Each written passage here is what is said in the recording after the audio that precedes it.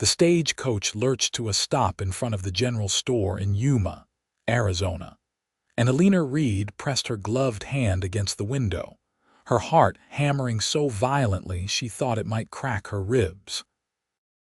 Through the dusty glass, she saw him, the man whose letters she had answered with beautiful lies, standing tall and broad-shouldered in the afternoon sun of late September 1882.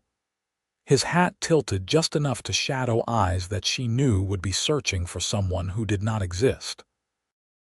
She had written that she was a school teacher from Boston, educated and refined, with a small inheritance that would help them start their life together. She had written that her parents were deceased, but had left her well provided for, that she played piano beautifully, that she spoke French, that she had run a successful boarding house before deciding to seek a husband in the Western Territories. Every word had been carefully crafted in the dim light of the tenement she shared with 6 other women, her stomach empty more often than full, her fingers stained with ink from her job addressing envelopes for 3 cents per hundred. The inheritance was non-existent. Her parents were alive but had disowned her when she refused to marry the butcher who already had 2 wives and graves and hands that left bruises. She had never touched a piano, could barely read music, and her French extended to 3 words she had heard a wealthy woman use in a shop once. The driver opened the door, and the Arizona heat hit her like a physical blow. She had only one small carpetbag, threadbare and patched, containing 2 dresses she had sewn from donated fabric, a nightgown with more holes than cloth, a hairbrush missing half its bristles, and the letters. Those letters from Thomas Quinn, rancher, written in a careful hand that spoke of loneliness and hope, of a life he wanted to build with someone, of land stretching wide under endless skies, of a house that needed a woman's touch and a heart that needed companionship. Eleanor stepped down from the stagecoach, her legs unsteady after 3 weeks of travel that had taken every penny she had saved and borrowed. Her dress was her best, which meant it was only faded rather than patched, a blue calico that had been washed so many times the pattern was barely visible. She had tried to pin her dark hair in the elaborate style she had seen in magazine illustrations, but without proper pins or pomade, it was already escaping in wisps around her face. Thomas Quinn removed his hat as he approached, and Eleanor felt her throat close. He was handsome in a weathered way, perhaps 30 years old, with sun-darkened skin and eyes the color of creek water, green-brown and deep. His hair was the color of wheat, and his jaw was strong beneath a neatly trimmed beard. He was exactly as he had described himself, honest even in correspondence, and that honesty made her deception feel like a stone in her chest. "Miss Reed." His voice was low and careful, and she heard the nervousness in it that matched her own terror. "Yes." Her own voice came out barely above a whisper, and she cleared her throat. "Mr. Quinn." He studied her for a moment, and she saw his eyes take in the shabby dress, the worn carpetbag, the absence of the trunk she had written about, full of fine things and books, and the trappings of an educated woman of means. His expression did not change, but she saw something flicker across his face, some recognition or realization that made her want to climb back into the stagecoach and beg the driver to take her anywhere else. "Welcome to Yuma," he said finally, and reached for her bag. His hand brushed hers, and she felt the calluses, the strength in his fingers. "The wagon is just over here. It is about an hour ride to the ranch." She followed him, aware of eyes watching from the storefronts and doorways, the citizens of this small town observing the mail-order bride who had come to marry one of their own. An older woman standing outside the mercantile gave her a kind smile, and Eleanor tried to return it, but her face felt frozen. The wagon was sturdy and practical, the 2 horses hitched to it well cared for and patient. Thomas helped her up onto the seat, and his hands on her waist were gentle but firm. He settled beside her, taking up the reins, and clicked his tongue to the horses. They moved forward, and Yuma began to fall away behind them. The silence stretched between them, filled only with the creak of the wagon and the steady clop of hooves. The landscape was stark and beautiful in a way Eleanor had never imagined, all red earth and scattered sage, distant mountains purple in the haze. The Colorado River wound through the valley, a ribbon of life in the desert, and she could see the green that clustered along its banks. "The ranch is along one of the tributaries," Thomas said, his voice breaking the quiet. "Good water year-round, good grazing. I have about 200 head of cattle, some horses. I built the house myself 3 years ago. It is not fancy, but it is solid." "I am sure it is lovely," Eleanor said, and hated how false her voice sounded. He glanced at her, and she saw him take in her hands, which she had forgotten to keep gloved. They were not the hands of a woman of leisure, not the hands of a schoolteacher who had spent her days with books and chalk. They were red and rough, scarred from factory work and harsh soap, nails cut short and uneven. "The letters," he began, and then stopped. "In your letters you wrote about teaching." Here it was, then. The moment when her lies would unravel, when he would turn the wagon around and deposit her back in town, and she would have to face the reality that she had traveled across a continent for nothing. She would be stranded in Arizona with no money, no prospects, no hope. Her voice failed her. She tried again. "I wrote many things. Did you mean any of them?" There was no anger in his voice, only a quiet question, and somehow that was worse. Eleanor turned to look at him fully and found him already watching her. His eyes were patient and sad, and she realized he had known.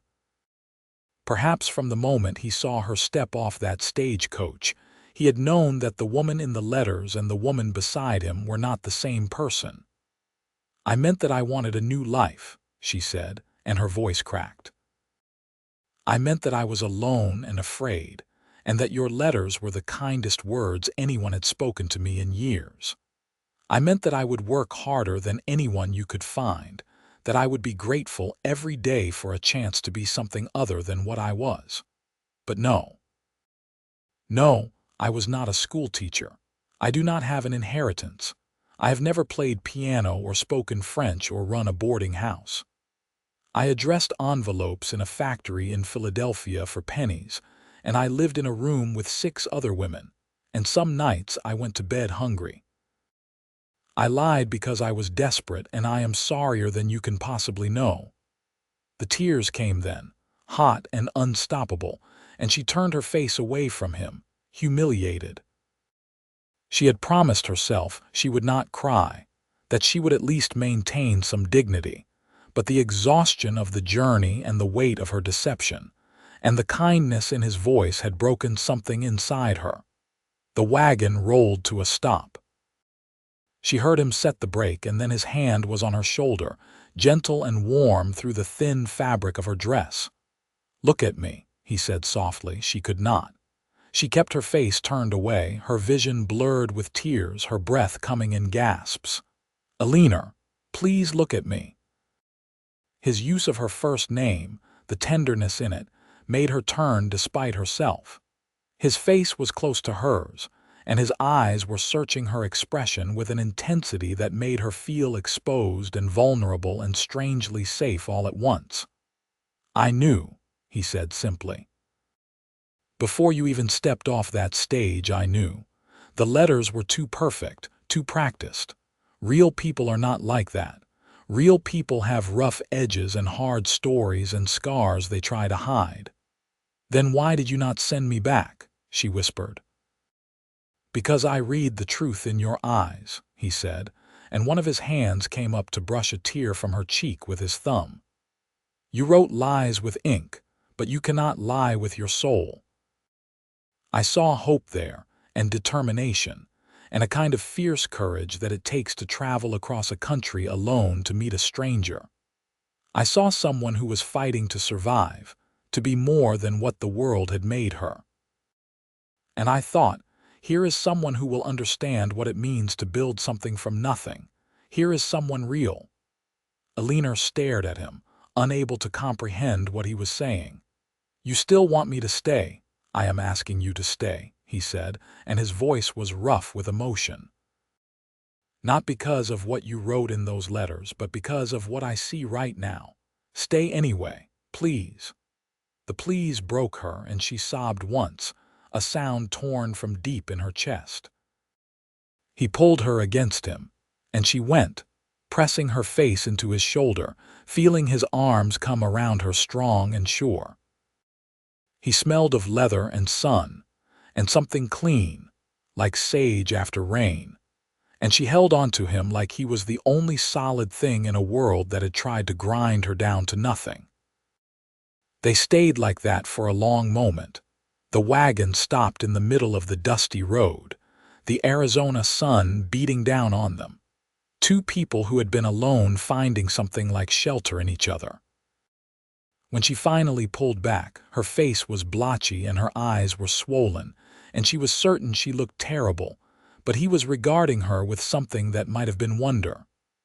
I will work hard, she said, her voice thick. I promise you I will earn my place here. I can cook and clean and mend and garden. I am strong and I learn quickly. You will not regret this. I know I will not, he said, and took up the reins again. Let us go home. Home.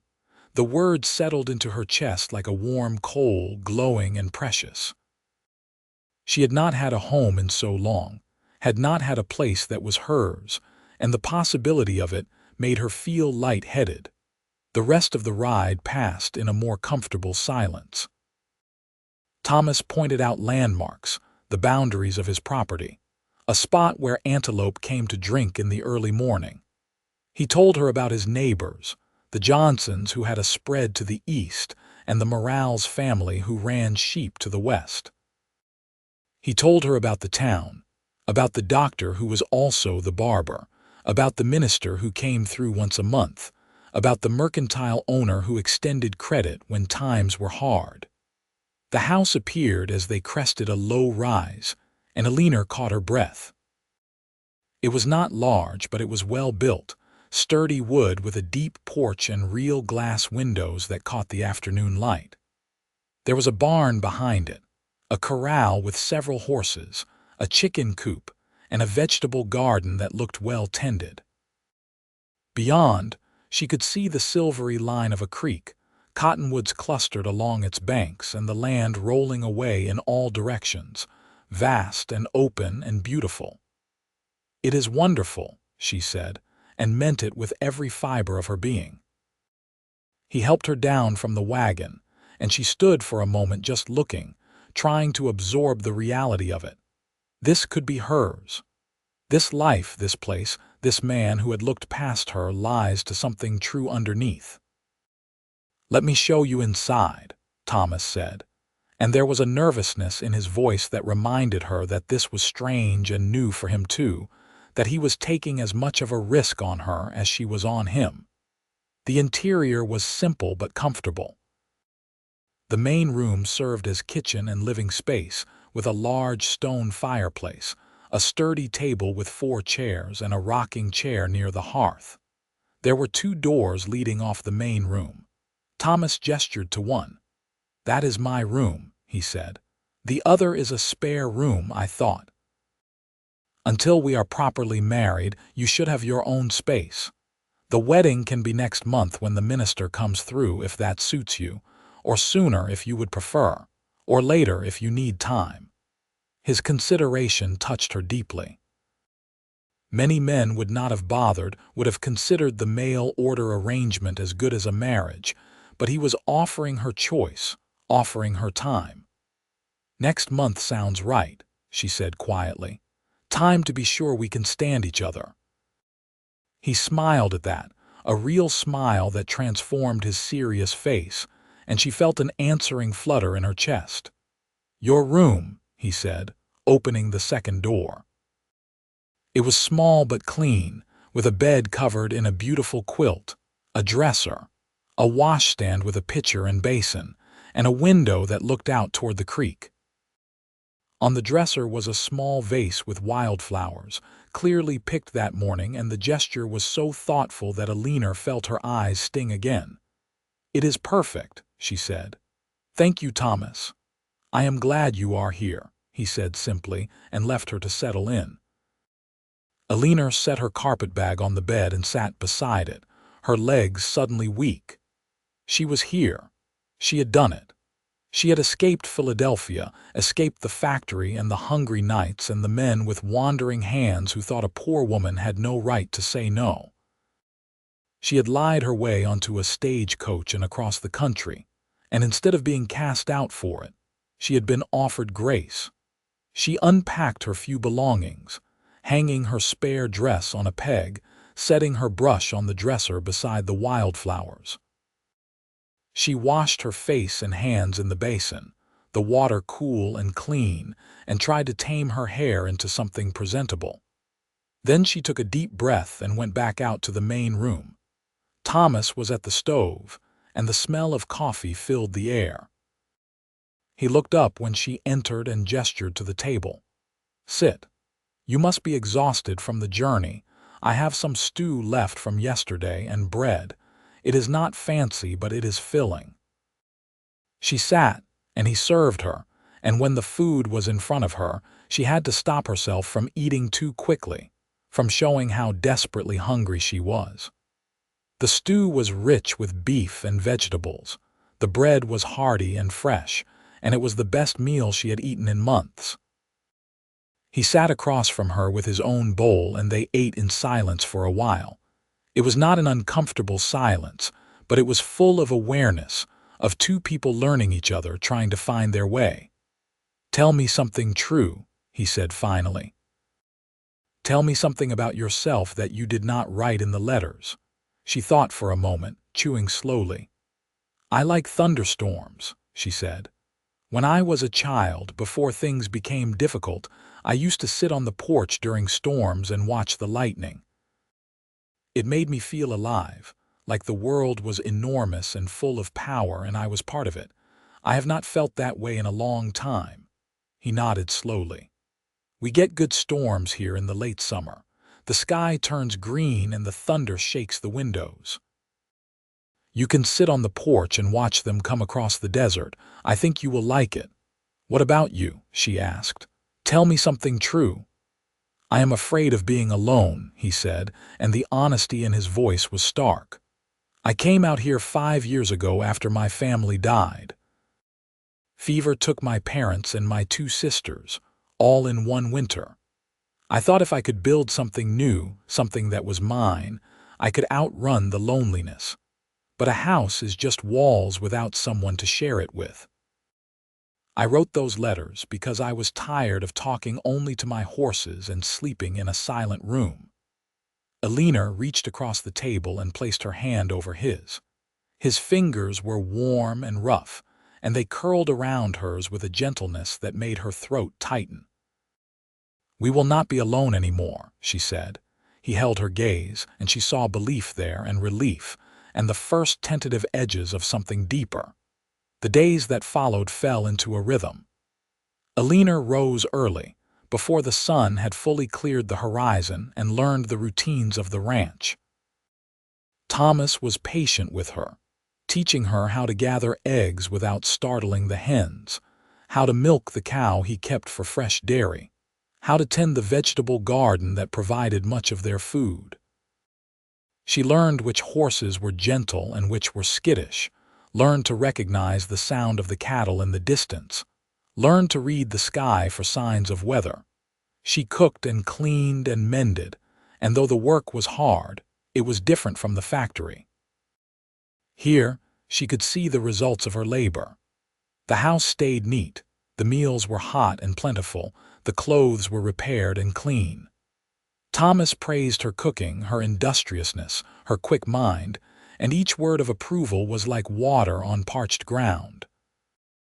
In the evenings, they sat together on the porch and talked.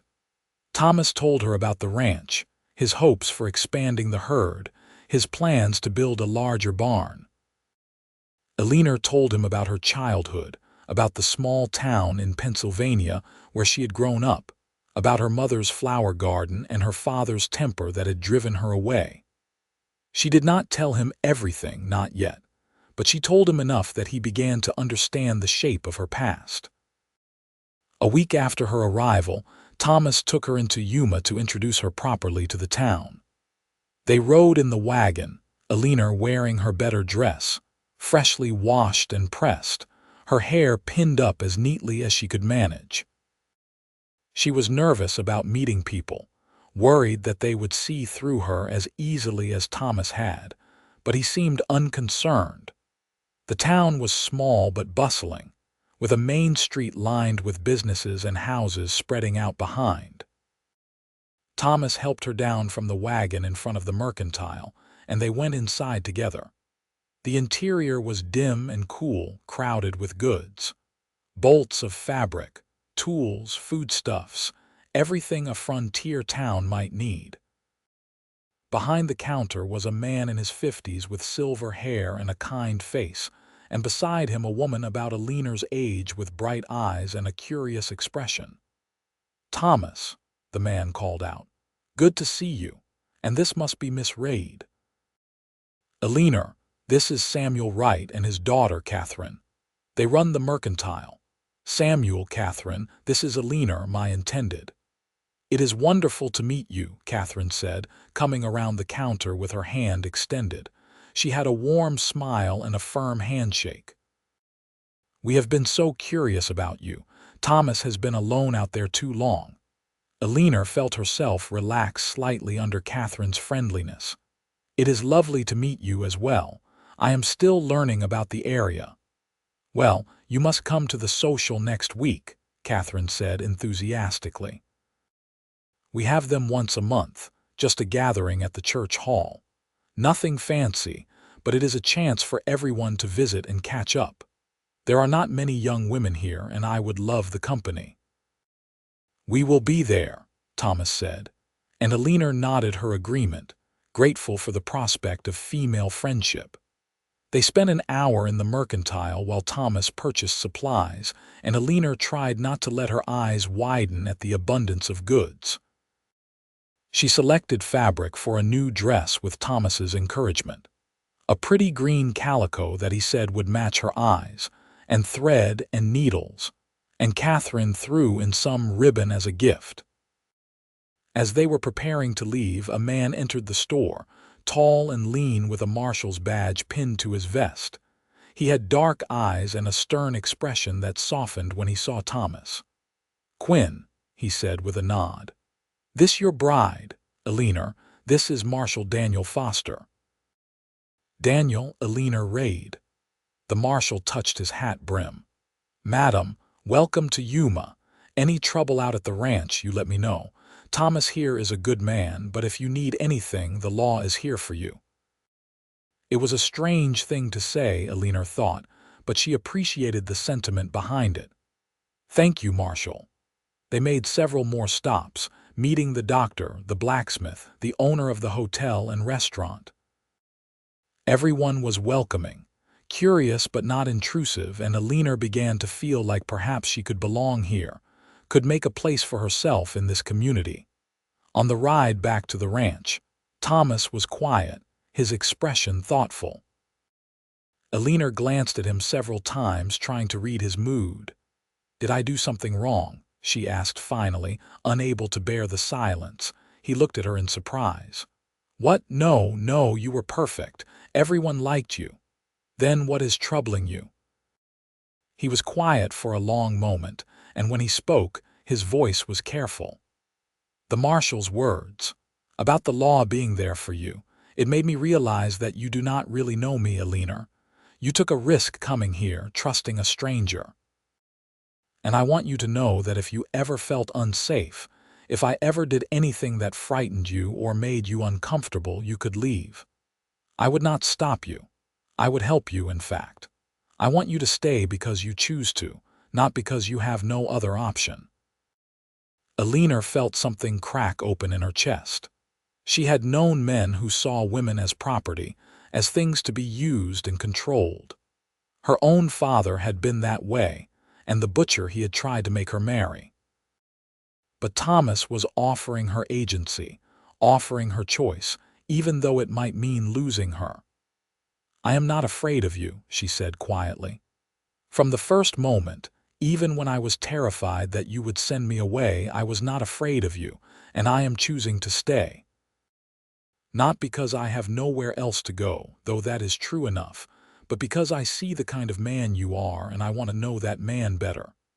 His hands tightened on the reins, and she saw his throat work as he swallowed. "I am glad," he said roughly. "I am very glad." That night, after dinner, Eleanor sat by lamplight and began work on her new dress. Thomas sat in the rocking chair with a book, reading aloud at her request.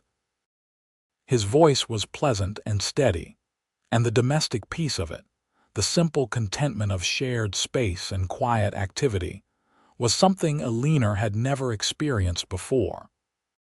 She found herself watching him more than her stitching, studying the lines of his face, the way his eyes moved across the page, the rare smile that touched his mouth at some passage in the book. He was handsome, yes, but more than that, he was good. It radiated from him, a fundamental decency that made her feel safe in a way she had never felt safe before. When he glanced up and caught her staring, she felt her cheeks heat, but he just smiled and went back to reading, and she bent over her sewing with a smile of her own. The days turned into a week, then two. Eleanor's hands, already rough from factory work, adapted to the different calluses of ranch life. She grew stronger, her body adjusting to the physical labor and the abundant food. She learned to bake bread in Thomas's oven, to churn butter, to preserve vegetables for the winter ahead. She explored the property, walking along the creek in the early mornings, watching the sunrise turn the sky into a canvas of pink and gold. Thomas began teaching her to ride, starting with the gentlest mare, a sweet-tempered bay named Clover. At first, Eleanor was terrified, but Thomas was patient, walking beside her, his hand on her leg to steady her, his voice calm and encouraging. Gradually, she relaxed, and the fear gave way to exhilaration. The feeling of moving with the horse, of covering ground in a way her feet never could, was intoxicating. One evening, as they sat on the porch watching the stars emerge, Thomas reached over and took her hand. It was the first time he had initiated such contact, and Eleanor felt her pulse quicken. "I have been thinking," he said slowly, "about the wedding, about us." Eleanor's breath caught. "Yes. I want you to know that there is no pressure. We can wait as long as you need." "I meant what I said about giving you time to be sure.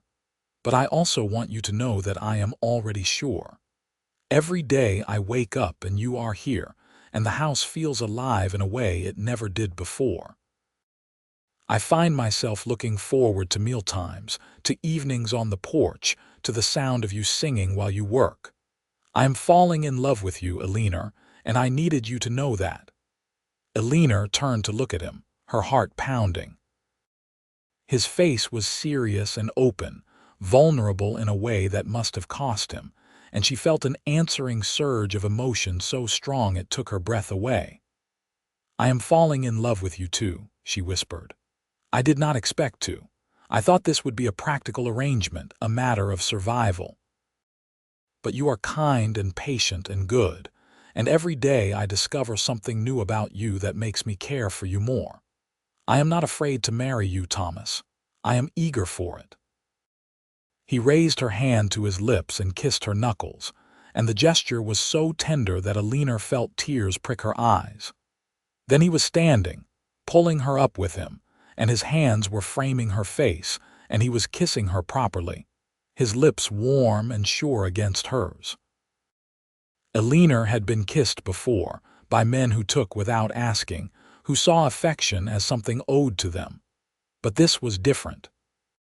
Thomas kissed her like she was precious, like he was asking permission even as he claimed her, and she melted into him, her hands fisting in his shirt, kissing him back with all the longing and gratitude and growing love in her heart.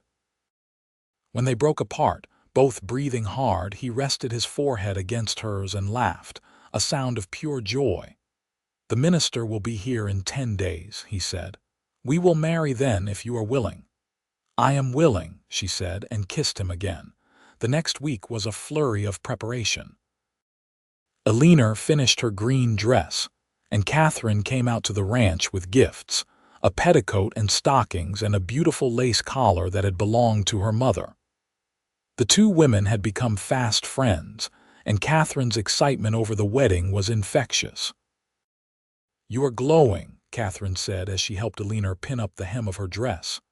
"I can tell you are happy, truly happy. Thomas is a lucky man." "I am the lucky one," Eleanor said softly. "A month ago I had nothing, now I have everything." Catherine squeezed her hand. "You deserve this. Both of you do." The social was held 2 days before the wedding, and the entire town seemed to turn out. The church hall was decorated with wildflowers and ribbons, and tables were laden with food brought by various families. There was music, a fiddle and a guitar, and dancing, and Eleanor found herself swept into the celebration. Thomas was clearly well liked in the community. Neighbors clapped him on the back and congratulated him, and the women welcomed Eleanor with warmth. She danced with Thomas, his hand strong at her waist, their eyes locked on each other, and she thought she had never been happier. Late in the evening, as they were preparing to leave, an older woman approached Eleanor. She had silver hair and sharp eyes, and she studied Eleanor with an intensity that was almost uncomfortable. "You are the mail-order bride," she said without preamble. Eleanor stiffened but kept her voice polite. "Yes, madam. I am Harriet Morales. My family has the sheep ranch west of Thomas's property. I wanted to meet the woman who has made that boy smile again. He has been somber for too long, carrying the weight of his losses. But tonight he looks young again, happy. That is your doing." Eleanor felt herself relax. "He has made me happy as well, Mrs. Morales. I am grateful to be here." The older woman nodded. "Good. That is how it should be. Marriage is hard enough without starting from a place of obligation. Love makes all the difference." She paused and her expression softened. "I know something of starting over, of leaving behind a difficult past to build something new. If you ever need a friend, if you ever need someone who understands, you come find me." "Thank you," Eleanor said, moved by the offer. "That means more than you know." The wedding day dawned clear and bright, the Arizona sky a deep, endless blue. Eleanor woke early, too nervous and excited to sleep, and dressed with Catherine's help. The green dress fit perfectly, the lace collar adding an elegant touch, and Catherine had brought a small bouquet of wildflowers tied with ribbon. "You look beautiful," Catherine said, her eyes shining. "Thomas is going to forget how to breathe when he sees you." The ceremony was held in the small church, the minister officiating with simple dignity. Thomas stood at the front in his best clothes, his hair neatly combed, his eyes fixed on the door. When Eleanor walked in on Samuel Wright's arm, having asked the mercantile owner to give her away in the absence of her own father, she saw Thomas's expression transform. He looked at her like she was the answer to every prayer he had ever whispered into the darkness, and Eleanor felt her eyes fill with happy tears. The vows were traditional, promises to love and honor and cherish, and when Thomas slipped a simple gold band onto her finger, Eleanor felt the weight of it like a benediction. Then the minister was pronouncing them husband and wife, and Thomas was kissing her in front of the assembled townspeople, and everyone was cheering. The celebration afterward was boisterous and joyful. There was food and music and dancing, and Eleanor was hugged by what felt like every person in Yuma. Marshall Foster gave her a gruff blessing, Mrs. Morales pressed a beautiful woven blanket into her hands as a gift, and Catherine cried happy tears and made Eleanor promise they would remain close friends. As the sun began to set, Thomas and Eleanor slipped away from the celebration, riding back to the ranch in the wagon, now husband and wife. The evening was cool and pleasant, the sky turning shades of orange and purple, and they rode with Thomas's arm around Eleanor's shoulders, her head resting against him. "Are you happy?" he asked softly. "Happier than I have ever been," she said truthfully. "I feel like I have been given a second chance at life, and I am going to make the most of it." "We both have," he said, and kissed the top of her head. When they arrived at the ranch, Thomas carried her over the threshold, both of them laughing, and set her down gently in the main room. The laughter faded as they looked at each other, awareness crackling between them. "Eleanor," Thomas said, his voice low and rough, "if you need time, if you are not ready, I will understand." She reached up and cupped his face in her hands, feeling the scratch of his beard against her palms, the warmth of his skin. "I am your wife," she said, "and I want to be your wife in every way. I love you, Thomas Quinn." "I love you, Eleanor Quinn," he said, and the sound of her new name in his voice made her shiver with pleasure. He kissed her then, deep and thorough, and she kissed him back with equal passion. He picked her up again, carrying her to his room, their room now, and laid her on the bed with a reverence that made her feel cherished and desired all at once. Their first night together as husband and wife was tender and passionate, a claiming and a joining that left them both breathless and tangled together in the sheets. Thomas was gentle but ardent, and Eleanor discovered a capacity for pleasure she had never known existed.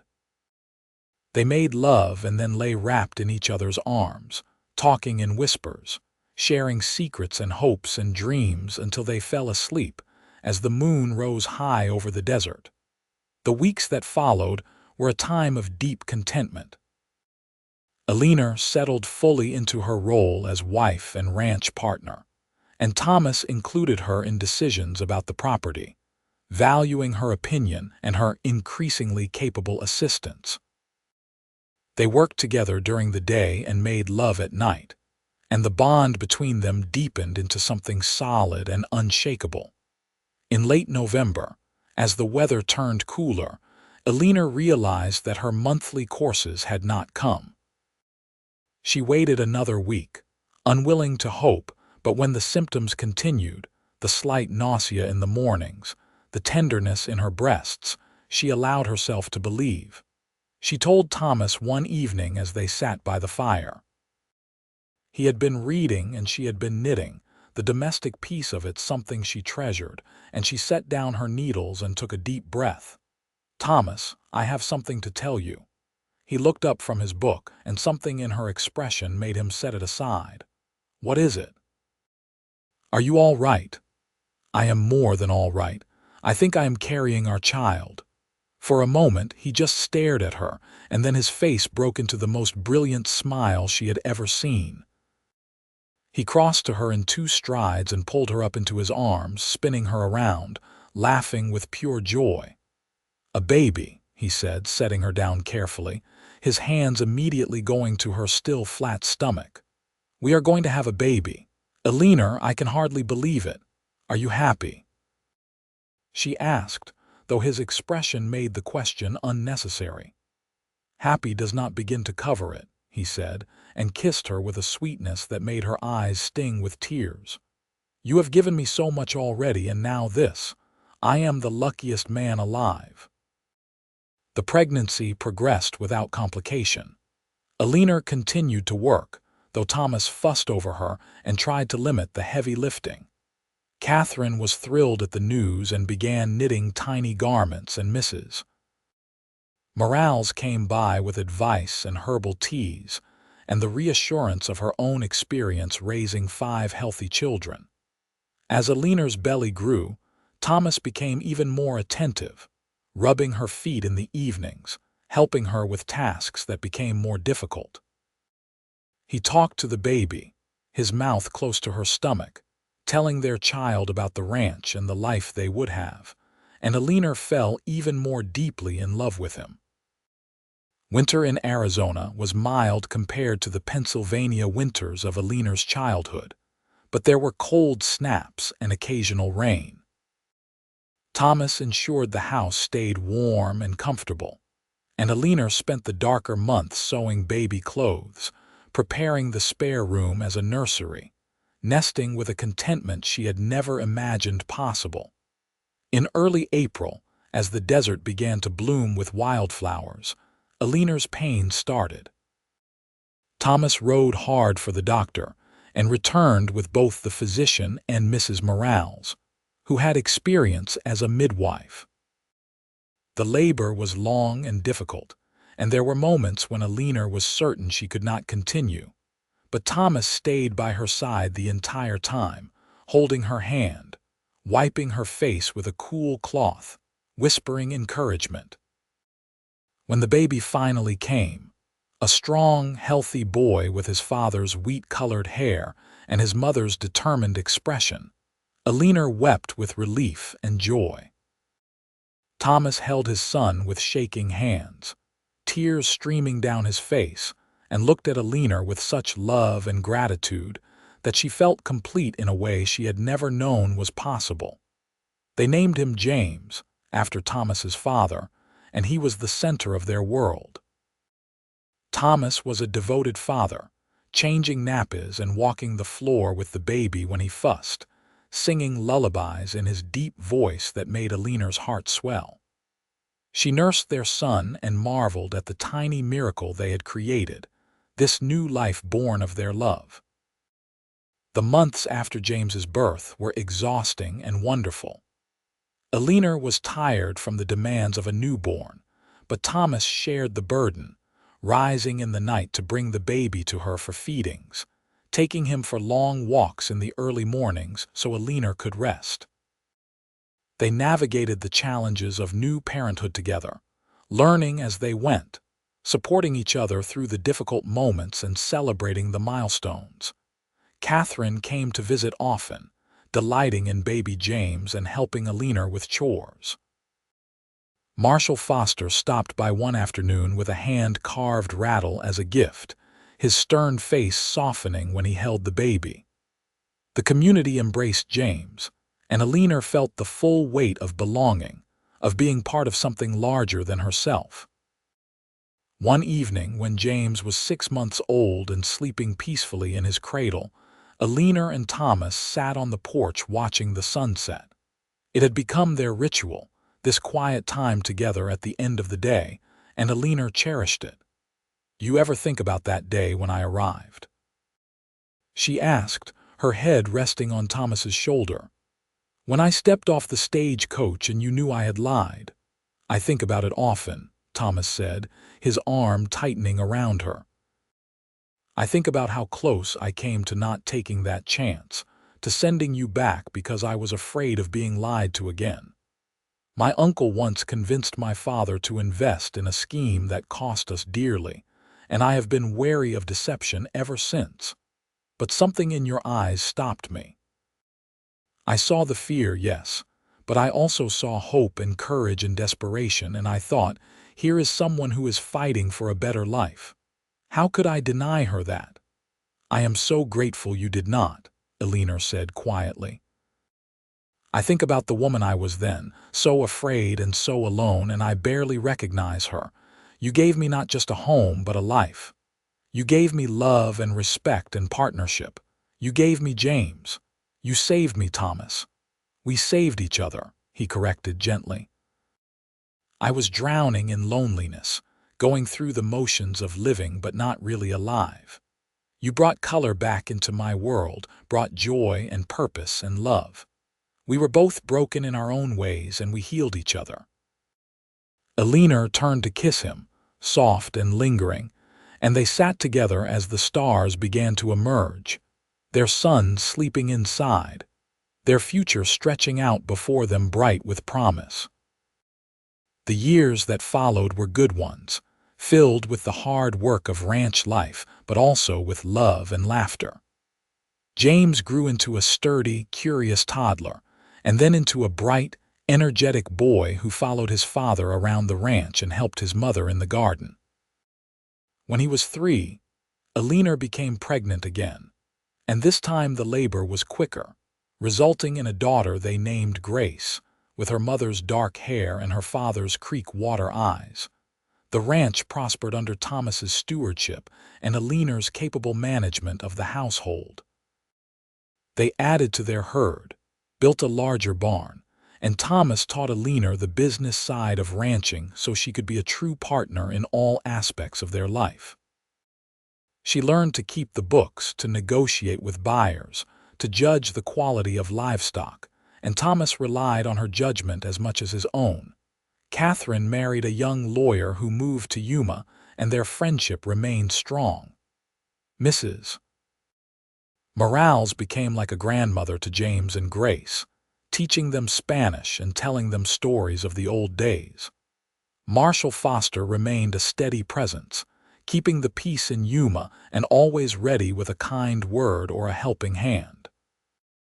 Eleanor never forgot where she had come from, never took for granted the life she had built. Sometimes, in quiet moments, she thought about the desperate woman who had written those lying letters, who had gambled everything on the mercy of a stranger, and she felt a surge of gratitude that brought tears to her eyes. One spring morning, when James was 8 and Grace was 5, Eleanor stood in the doorway watching her children play in the yard while Thomas worked with a new colt in the corral. The desert was in bloom, carpets of wildflowers stretching toward the horizon, and the air was sweet and clean. She rested one hand on her gently rounded belly, carrying their 3rd child, and felt a profound sense of peace. Thomas looked up from his work and caught her watching. He smiled and she waved back, her heart full to bursting. This was her life, earned through honesty after deception, built on grace and forgiveness, sustained by love that had started with a desperate lie and become the truest thing she knew. That evening, after the children were in bed, Eleanor and Thomas sat on their porch as they had 1,000 times before. The stars were brilliant overhead, the night air cool and pleasant, and Thomas held her hand as they rocked gently in companionable silence. "I received a letter today," Eleanor said quietly, "from my sister. She found my address somehow, wrote to say our parents have passed. She wanted to know if I was well." Thomas turned to look at her, his expression concerned. "How do you feel about that?" Eleanor considered the question carefully. "Sad, I suppose, for what could have been, but not as sad as I would have expected. They made their choices and I made mine, and my choice brought me here to you, to this life. I would not trade that for anything. Will you write back to your sister?" Thomas asked. "I think I will," Eleanor said. "She was not unkind to me, just unable to stand against our father. Perhaps we can have some connection now on my own terms. I would like my children to know they have an aunt." Thomas lifted her hand to his lips and kissed it. "You are generous of heart," he said. "It is one of the things I love most about you." "You taught me to be generous," Eleanor said. "You showed me grace when I deserved condemnation, offered me love when I expected rejection. You made me believe I could be more than what I was, and in believing it, I became it." "You were always meant for more," Thomas said. "I just gave you the space to become yourself." They sat in comfortable silence for a while longer, and then Thomas spoke again, his voice thoughtful. "Do you remember what you said in one of those letters? The one about wanting a partner, someone to build a life with?" "I remember," Eleanor said. "That was one of the few true things I wrote." "I think about that sometimes," Thomas said, "how even in your lies there were threads of truth. You were not lying about who you wanted to be, only about who you had been able to be up until that point. And now look at us. We built something real from those threads of truth, something solid and lasting." "We did," Eleanor agreed and leaned her head on his shoulder, feeling the steady beat of his heart. We really did. Inside the house, one of the children stirred and called out. Eleanor started to rise, but Thomas placed a gentle hand on her arm. "I will go," he said. "You rest." She watched him walk inside, his silhouette framed in the lamplight, and felt a wave of love so strong it was almost painful. This man, who had looked past her deception to the truth beneath, who had offered her a chance when he could have turned her away, who had become her partner and lover and best friend, was the greatest gift she had ever received. When he returned a few minutes later, having settled Grace back into sleep, he found Eleanor waiting for him, and they went to bed together, their bodies fitting together with the ease of long practice, their love expressed in touch and whispered words and the simple comfort of shared space. The years continued to pass in the sweet rhythm of ranch life. Their third child was another boy, Benjamin, robust and cheerful, who added to the joyful chaos of their household. The ranch continued to prosper, and Thomas's reputation as a fair and honest rancher spread throughout the territory. Eleanor became known for her kindness and her capable management, for the way she opened her home to neighbors in need, and always had a meal ready for unexpected guests. James grew into a young man who shared his father's love of the land and his mother's determination. Grace was artistic and dreamy, spending hours drawing the desert landscape and the animals. Benjamin was the adventurous one, always climbing trees and exploring, giving his mother gray hairs with his fearlessness. When James was 16, he asked Eleanor about her past, about how she had come to marry his father. They were sitting together in the vegetable garden, harvesting tomatoes, and the question was gentle but direct. Eleanor paused in her work, considering her answer carefully. She had always known this conversation would come, and she believed in honesty, even about difficult truths. "I came here as a mail-order bride," she said quietly. "I answered your father's advertisement for a wife, but I was desperate and afraid, and I lied in my letters about who I was. I told him I was educated and had means, when in truth I was poor and uneducated and running from a difficult situation." James was quiet for a moment, absorbing this. What did father do when he found out? "He knew before I even told him," Eleanor said, a small smile touching her lips at the memory. "He saw through the lies right away. But instead of sending me back, he looked past what I had written to who I really was, and he asked me to stay anyway. He said he read the truth in my eyes, and that truth was more important than the lies I had told on paper." "That sounds like father," James said thoughtfully. "He always looks for the good in people." "He does," Eleanor agreed, "and he gave me a chance to be good, to be better than I had been. Everything I am now, everything we have as a family, comes from that choice he made to show me grace when I did not deserve it." James reached over and squeezed her hand. "You did deserve it, Ma. You have always deserved it. And I am grateful for the choice you both made, because it gave me my life, my family." Eleanor felt tears prick her eyes, and she hugged her son tightly, grateful for his understanding, for the man he was becoming. That evening she told Thomas about the conversation, and he held her close, his face pressed into her hair. "Our children are good people," he said. "They have your courage and compassion. Whatever lies you think you told in those letters, the truth is that you have lived a life of honesty and love since the day you arrived. That is what matters, Eleanor. That is what defines you." "I am still amazed by you," Eleanor whispered. "After all these years, you still see the best in me." "Because the best in you is all I have ever seen," he said simply. The summer James turned 18, a severe drought struck the region.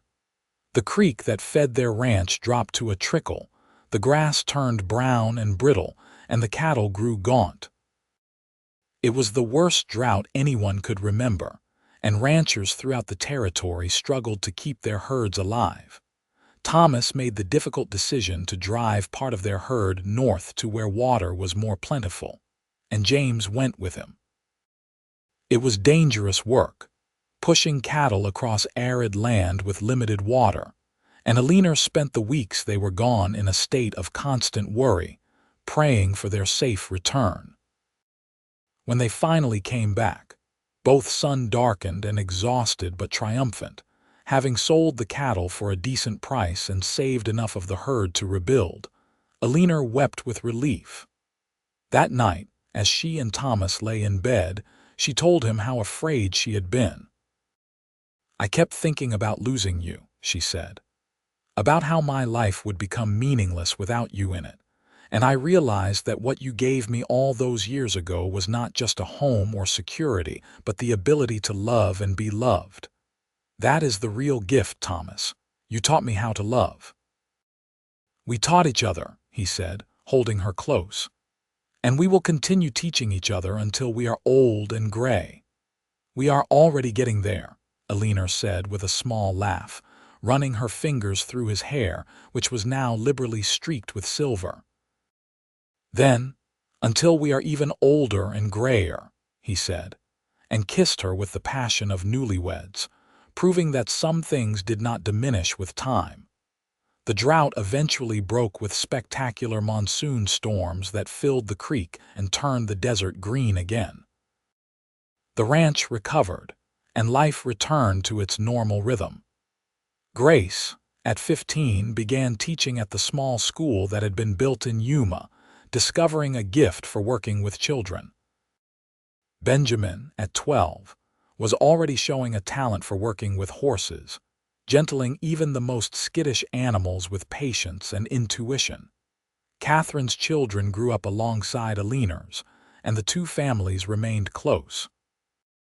Marshall Foster retired and was replaced by a younger man, but Foster remained a fixture in town, spending his evenings playing chess with Thomas and dispensing wisdom to anyone who would listen.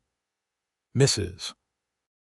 Morales passed away peacefully in her sleep at the age of 78, and Eleanor mourned her like a mother, grateful for the years of friendship and guidance. The 20th anniversary of Eleanor's arrival in Yuma arrived in late September. Thomas surprised her by organizing a party, inviting all their friends and neighbors to celebrate. The ranch was decorated with lanterns and flowers, and tables were laden with food. There was music and dancing, and Eleanor was surrounded by the community she had come to love, the family she had built, the life she had earned. As the sun set and the stars began to emerge, Thomas led her away from the crowd to the spot where they had spent so many evenings together on their porch. He held both her hands and looked into her eyes with the same intensity he had shown that first day when he had asked her to stay. "20 years ago, you stepped off a stagecoach and into my life," he said. "You were terrified and brave and beautiful, and I knew in that instant that you were going to change everything. And you did. You took this empty house and made it a home. You took my lonely heart and filled it with love. You gave me children and partnership and joy beyond measure. I have never regretted asking you to stay, Eleanor, not for a single moment." Eleanor was crying now, happy tears that streamed down her face unchecked. "And I have never regretted staying. You saw me, Thomas, truly saw me when I was at my lowest, and you chose to believe in me. You gave me a second chance at life, and I have tried every day to be worthy of that gift. I love you more now than I did on our wedding day, and I will love you more with every day that passes." He kissed her then, tender and sweet, and their family and friends cheered from the yard below. James and Grace and Benjamin came running up to embrace them, and they stood together, a family bound by love and choice and grace, under the vast Arizona sky. The years after the anniversary continued in the same vein of contentment and hard-won prosperity. James married a young woman from a neighboring ranch, and they built a house on the Quinn property, planning to take over the ranch eventually. Grace married her childhood sweetheart, a teacher from Tucson, and they remained in Yuma. Benjamin followed his passion for horses, becoming a renowned horse trainer whose services were sought throughout the territory. Eleanor and Thomas became grandparents, delighting in the next generation of Quinns. They grew older together, their bodies showing the wear of hard work and long years, but their love remained as strong as ever. Eleanor's hair turned silver, and Thomas's back developed a permanent stoop from decades of ranch work. But they still sat together on their porch every evening, watching the sunset, holding hands, grateful for each day they had together. One evening, when Eleanor was 62 and Thomas was 65, they sat in their usual spots, watching their grandchildren play in the yard. The ranch was thriving under James's management, and Eleanor and Thomas had stepped back from the daily operations, content to offer advice and enjoy their retirement. "You ever wonder what would have happened if I had sent you back?" Thomas asked, his voice reflective. "If I had been too proud or too hurt to look past those lies," Eleanor considered the question. "I think about it sometimes," she admitted, "and I shudder to imagine it. I would have ended up desperate and destitute, probably back in some factory or worse. But you did not send me back, and that choice changed the entire trajectory of my life and yours and our children's and their children's. One moment of grace, one decision to see the person beneath the mistakes, and entire generations were blessed because of it." "That is humbling," Thomas said quietly. "And it reminds me that we never really know how our choices will ripple outward. I thought I was just giving one desperate woman a chance. I did not realize I was creating a legacy." "We created it together," Eleanor said firmly. "Your grace gave me the opportunity, but I had to choose to accept it, to work hard, to become someone worthy of your trust. We were partners in building this life, Thomas. Equal partners." He smiled at her, his creek water eyes still bright despite his age. "You are right, as always. Partners in all things, from that first day to this one, and every day until our last." They sat in comfortable silence as the sun sank below the horizon, painting the sky in shades of orange and purple and pink. The desert was beautiful in the evening light, vast and wild and eternal, and Eleanor felt a deep satisfaction in knowing that she belonged to this place now, that her bones would rest in this soil alongside Thomas's, that their story would become part of the fabric of this land. Thomas passed away peacefully in his sleep on a cool November night when he was 71 years old. Eleanor woke to find him beside her, his face calm and relaxed, and though her grief was profound, she was grateful that he had gone without pain or suffering, slipping away as gently as he had lived. The funeral was attended by what seemed like the entire territory, a testament to the respect and affection Thomas had earned over his lifetime. Eleanor lived for another 8 years, remaining in the ranch house, cared for by her children and grandchildren, still sharp of mind even as her body grew frail. She spent her days in the rocking chair Thomas had made for her, watching the land she loved, remembering the life she had lived, grateful for every moment. On her last day, with her family gathered around her, Eleanor Reed Quinn closed her eyes and thought about a terrified young woman stepping off a stagecoach in Yuma, Arizona, certain she was about to be cast out for her lies. She thought about the man who had looked at her with patient, knowing eyes and had said, "Stay anyway, please." She thought about the love they had built, the family they had created, the legacy they had left. And as she took her final breath, surrounded by the children and grandchildren and great-grandchildren who existed because of one man's grace and one woman's courage, Eleanor smiled, content in the knowledge that she had lived a life of meaning and love, that she had been truly seen and truly cherished, and that the lies she had written in desperate letters so long ago had been transformed into a truth more beautiful than she could have ever imagined. The ranch remained in the Quinn family for generations, and the story of Thomas and Eleanor was passed down as a reminder that grace can transform lives, that love can grow from the most unlikely beginnings, and that sometimes the truest things we know start with someone brave enough to see past deception to the desperate hope underneath, and generous enough to say, "Stay anyway." Please.